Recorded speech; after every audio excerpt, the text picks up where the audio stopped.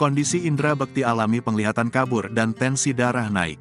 Kondisi terkini indera bekti, penglihatan kabur dan tensi darahnya naik. Kondisi tersebut disampaikan sang adik indera bekti, Cipta. Dia juga mengabarkan sang kakak yang masih dirawat di ICU. Menurutnya kondisi indera bekti hari keempat perawatan kembali menurun, sebab sang presenter menurut keterangan Aldila Jelita merasa penglihatannya sedikit terganggu. Di hari keempat ini tadi pagi, memang saat ini kan kalau saya belum bisa menemui langsung karena sudah sangat dibatasi untuk yang bisa melihat langsung Bang Indra, jadi kita dapat update-nya dari Kak Dila. Memang ada update dari Kak Dila itu Bang Indra matanya penglihatannya agak sedikit kabur, kata Cipta di Rumah Sakit Abdi Waluyo, Sabtu, tanggal 31 Desember tahun 2022.